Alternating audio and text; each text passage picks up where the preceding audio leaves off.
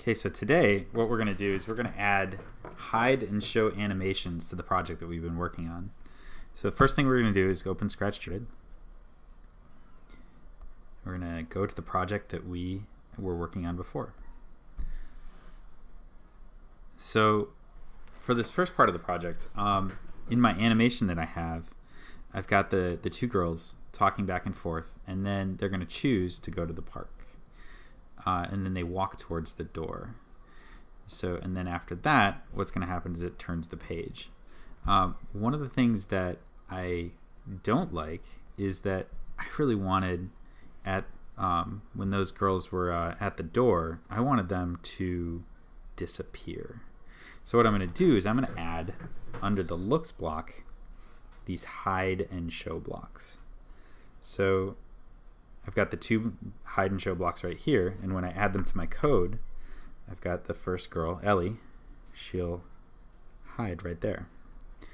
And then the other thing I'll do is do the same right here. I'll add the hide block to when the other girl, Sydney, reaches the door too. So then if we play the text, what happens is when they reach the door, reach the end of their code, then they'll actually go ahead and hide. And I'm going to stop it right there. And I want to point out that if you press the go back to the beginning, the girls will show back up.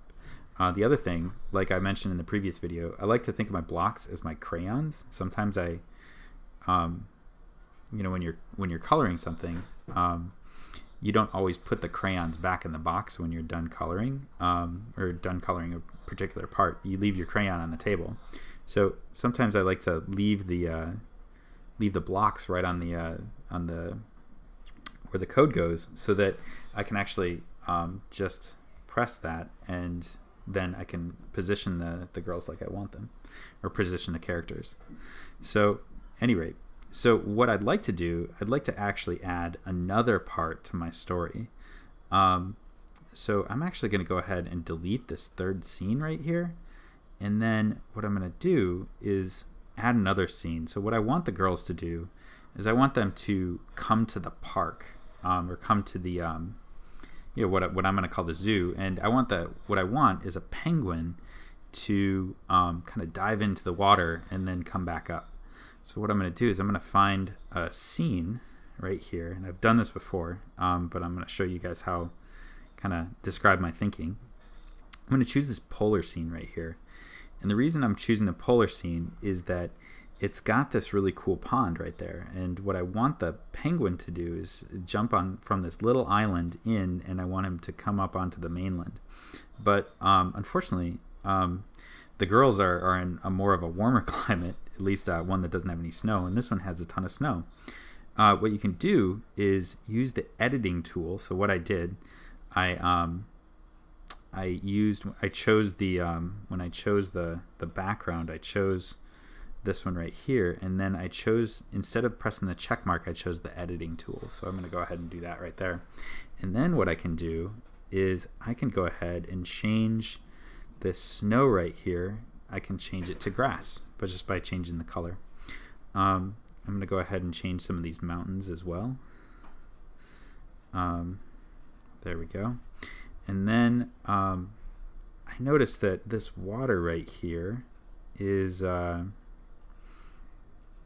pretty cool. But what I can do is I can get rid of this this iceberg right there by changing the color to the same color as the water. I'm going to change the kind of the edge right there, the edge right there, and then I'm going to choose and make this green right there. So now I'm going to go ahead and make the sun, give it a little darker. Yeah, that looks good. So what I'm going to do now is I'm going to go ahead and add in from the previous scene my characters. So I'm going to just drag them over right here. They're going to start at the same position they were in the first scene. So I'm going to go ahead and get rid of their code. I'm going to leave the flag because I want the flag to be there. I'm going to leave the hide and show because I'm actually going to use those. I'm going to go over here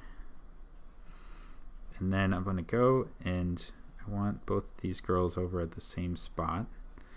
When I want them hidden to start, so I'm going to press the hide block, and then I'm going to drag this over, because when the flag is clicked, I want them to show up.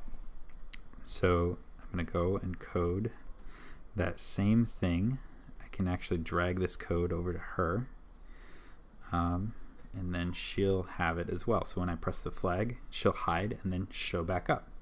So, and then I'll have them kind of move over. Let's see, I'll turn on the grid there. I want her to be about at 5.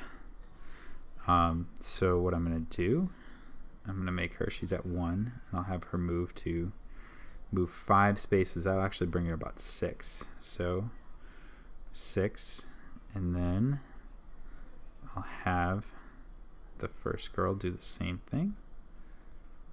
So if I press the flag, they show up, and then they move right there. I'm going to be picky, and I'm going to say 5 actually.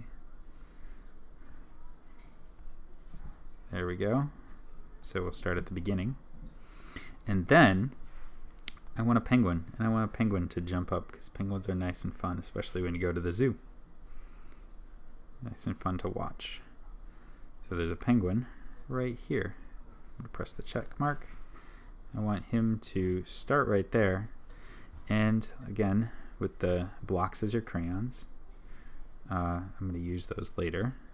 But what I want him to be smaller, or her. Yeah, that's good. And one thing that's a little, I'm going to be a little picky about, I want actually the penguin facing the other direction.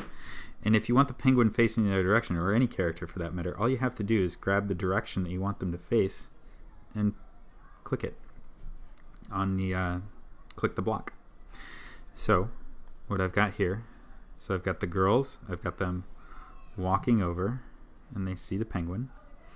And what I'm going to do is I'm going to have this girl send a secret message to the penguin. It's their turn. And I'm using the orange message there.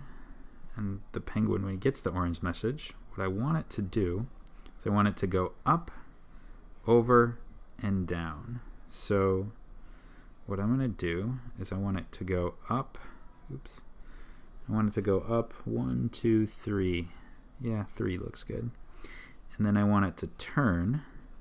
Now, I said in the last video that the rotations are about like the hours on the clock. So right now it's pointed at 12, and I want it to point at 9. So that's going to be a number 3 on the rotation. So then it's going to be pointing at the 9. And then I want it to go over. I want it to go over 2. Oops, you know what? Actually, I'm going the wrong direction there.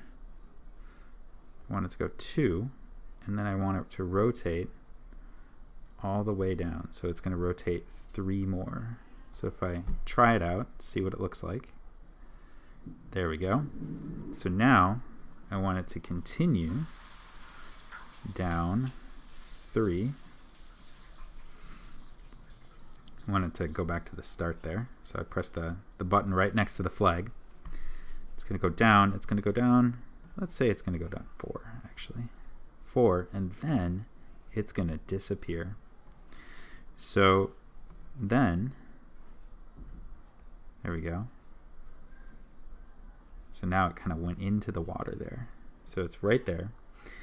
And then, so what I'm going to have it do, I'm going to have it rotate back. Now I can continue all the way around. So that would be a 6. And then, so that's going to actually make it point back to the 12 again on the clock. And then it's going to move over 1, 2, 3. Keep going over 1, 2, 3. I've got a lot of code going on here. Going to keep these over there. 1, 2, 3. I want it to reappear, and then I want it to jump. Actually, you know what? No, I want it to jump up, and I want it to go. No, you're starting at the beginning there.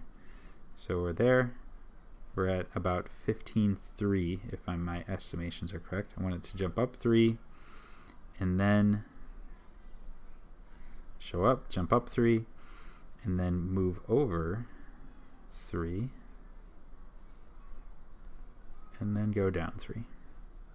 So then it should be on the grass. The penguin kind of comes over to greet them.